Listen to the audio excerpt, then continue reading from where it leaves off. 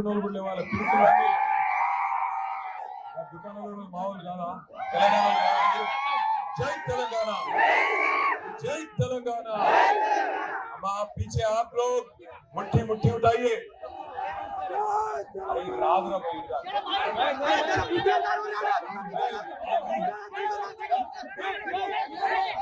क्या हुआ? आराम से आराम से। पीछे जो हमारे बहनें हैं, आप सभी लोग मुट्ठी मुट्ठी उठा के बोलो जय तेलंगाना। ऊपर वहां दूर तक अंबेडकर के पीछे तक मैं देख रहा हूँ जय तेलंगाना। कारू गुर्तुके भाई लोग, कारू गुर्तुके मीदुन्न तम्मुल्लु कारू गुर्तुके। నేను వచ్చిన పని అయిపోయింది పోవన్నా. గౌరవనీయులు పెద్దలు మాజీ శాసనసభ్యులు బాన్స్వాడ అట్లాగే కేసీఆర్ గారి నాయకత్వం ఆరాం సే ఆరాం మీరు సప్పుడేకుంటే అందరికి లొలివెడకు. మరి గతంలో కేసీఆర్ గారి నాయకత్వంలో ఆర్టీసీ చైర్మన్ గా పనిచేసిన గౌరవ పెద్దలు అన్న శ్రీ బాజిరెడ్డి గోవర్ధన్ గారు, అరే తు మర్ఫా బంద్ కర్ మేరే భాయ్ పైకి మేరే పీछे పడా.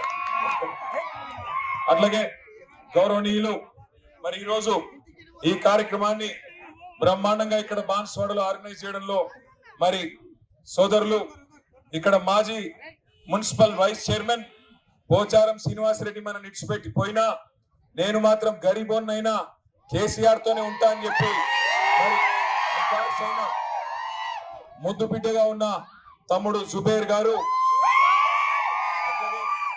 గౌరవనీయులు ఇక్కడ ఇన్ఛార్జ్ గా విచ్చేసిన గిరిదావర్ గంగారెడ్డి గారు, గౌరవనీయులు ఎలమంచలి శ్రీనివాస్ గారు, మన జిల్లా రైతు బంధు సంఘం అధ్యక్షులు అంజిరెడ్డి గారు, మాజీ జెడ్పీటీసీ రత్నకుమార్ గారు, బోడా రామచందర్ గారు, బీఆర్ఎస్ మండల పార్టీ అధ్యక్షులు బీర్కూర్ సర్పంచ్ ధర్మతేజ గారు,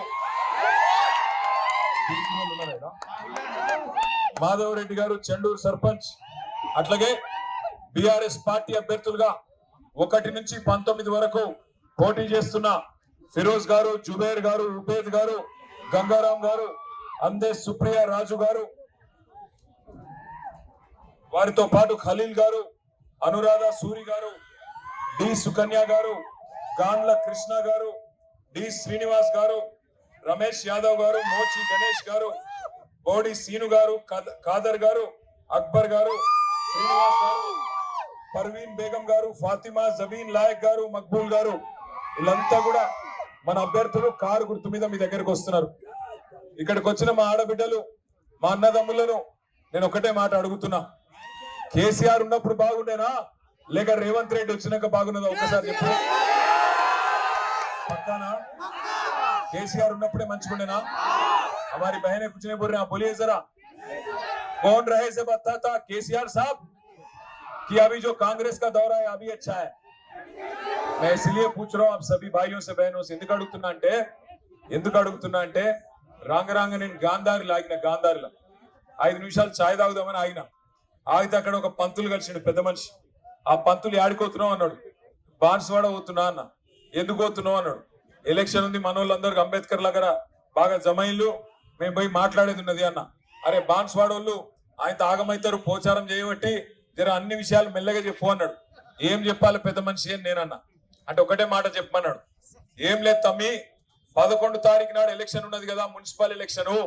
అందులో బాన్స్వాడలోకి ఏం చెప్పంటే 4000 రూపాయల పెన్షన్ వచ్చిన వాళ్ళందరూ 4000 రూపాయల పెన్షన్ వచ్చిన వాళ్ళందరూ కాంగ్రెస్ పార్టీ కోటేయమని చెప్పిండు.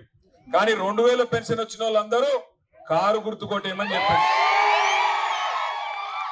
తులం బంగారం వచ్చిన వాళ్ళందరూ కాంగ్రెస్ కోటేసుకోండి.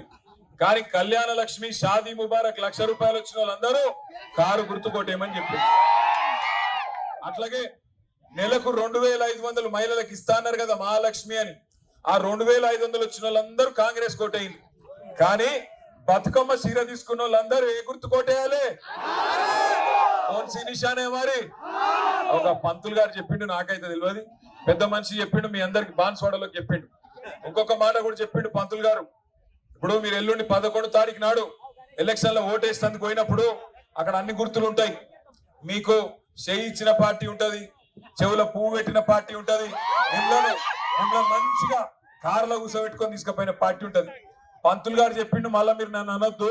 ఆయన ఏం చెప్పిండంటే 11 తారీఖు నాడు ఒక కారు గుర్తు దిక్కు తప్ప వేరే ఏ గుర్తు దిక్కు చూసినా కళ్ళు పోతాయట. తర్వాత నాకైతే తెలియదు. కళ్ళు ఖరాబ్ అయితే ఇప్పుడు కంటి వెలుగు ప్రోగ్రామ్ కూడా లేదు. కేసీఆర్ ఉన్నప్పుడు కంటి వెలుగు ఉండే, ఇప్పుడు అది కూడా తీసి పారేసారు. అయినా బాన్స్వాడలో నేను ఒకటే అడుగుతున్నా మీ అందరికి, ఏమున్నది ఇవాళ కాంగ్రెస్ ప్రభుత్వం వచ్చినాక ఏమన్నా మంచిగా అయిందా మీకు ఆలోచన చేయండి. ఏం జరిగింది మంచిగా? ఎన్ని అబద్ధాలు చెప్పిండ్రు ఆనాడు. మరి ఈ రోజు ఇక్కడ ఉన్న మన ఎమ్మెల్యే మీరందరూ దయదలిచి 2023లో కేసీఆర్ ముఖ్యమంత్రి కావాలని చెప్పి ఇక్కడ పోచారం శ్రీనివాసరెడ్డికి ఓటేసారు. ఆ రోజు ఇదే పోచారం శ్రీనివాసరెడ్డిని ఓడగొట్టేందుకు మరి రేవంత్ రెడ్డి వచ్చి ప్రచారం చేసిండు. ఆ ఫోన్ ఇది పట్టుకున్నా ఒక నిమిషం. ఆ రోజు ఏమేం మాట్లాడిండంటే, ఇగో ఇక్కడనే ఇదే జాగల ఇగో రేవంత్ రెడ్డి ఏం చెప్పిండో పోచారం శ్రీనివాసరెడ్డి గురించి మీకు నేను వినిపిస్తా.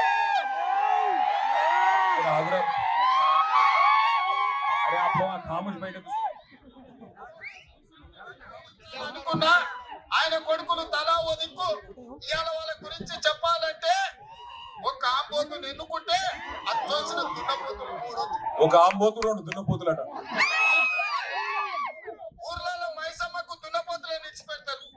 అవి ఎక్కడ పడితే అక్కడ దొంగ చైన్ల వాడి బాన్స్వాడలో మైసమ్మకి ఇచ్చిన దున్నపోతులాక ఊరు మీద వాడి మేస్తున్నారు. కొంచెమైనా సిగ్గు చేరముందా అని నేను అడుగుతున్నా. ఇవాళ పోచారం శ్రీనివాసరెడ్డి గారు, మీరు శాసనసభకు స్పీకర్, 119 మంది ఎమ్మెల్యేలను నియంత్రించాల్సిన బాధ్యత మీ మీద ఉంది. దారి తప్పితే దారిలో పెట్టాల్సిన బాధ్యత మీద ఉంది. 119 సంగతి దేవుడేరు. అచ్చోసిన ఆంబోతు లేకుండా నీ 2 కొడుకులను నియంత్రించలేవా? ఇక్కడ ఇసుక దోపిడీ మీదే, కంకర దోపిడీ మీదే. ఎవడు ఇల్లు కట్టాలన్నా ఇటుక మీ దగ్గరనే కొనాలి, కంకర మీ దగ్గరనే కొనాలి, సిమెంట్ మీ దగ్గరనే కొనాలి, కమిషన్లు మీకే ఇవ్వాలి. ఇవాళ ఈ ప్రాంతంలో అభివృద్ధి అంటున్నాడు. అభివృద్ధి కాదయ్యా, నీ కోసం కాంట్రాక్టులు తెచ్చుకొని నువ్వు పనులు చేసుకుంటున్నావు. రోడ్లు వేస్తే నువ్వే వేస్తే, సీసీ రోడ్లు వేస్తే నువ్వే వేస్తే, సైట్ రేట్లు కడితే నీ కాంట్రాక్టే. ఇవాళ ఇన్ని రకాల దుర్మార్గాలకు పాల్పడుతున్న పోచారం శ్రీనివాసరెడ్డిని ఈ బాన్స్వాడ ప్రజలు పొందబెట్టాల్సిన సమయం. పోచారం శ్రీనివాసరెడ్డి పొందబెట్టాలన్నట. నేనంటలేను ఇది నేను చెప్తలేను, కేటీ రామారావు చెప్తలేడు. మీకు ఎవరు చెప్పిరా అంటే, ఇలా ఎవరి సంకలన అయితే పోచారం పోయి కూర్చున్నాడో గదే రేవంత్ రెడ్డి చెప్తాడు. పోచారం శ్రీనివాసరెడ్డి అనే పెద్ద మనిషి ఆంబోతట, ఆయన కొడుకులు 2 దున్నపోతులట. మైసమ్మ కాడ దున్నపోతులను కట్టేసినట్టు మరి 2 దున్నపోతులను ఊరి మీదకి వదిలినావు. కంకరల కాంట్రాక్టు, ఇసుక దోపిడి నీదే అని ఇదే అంబేద్కర్ చౌరస్తాల రేవంత్ రెడ్డి పోచారం శ్రీనివాసరెడ్డిని మరి ఆ రోజు తిట్టిన బూతులు ఇవి. మరి ఒక్క నిమిషం, పోచారం శ్రీనివాసరెడ్డి అనే గొప్ప పెద్ద మనిషి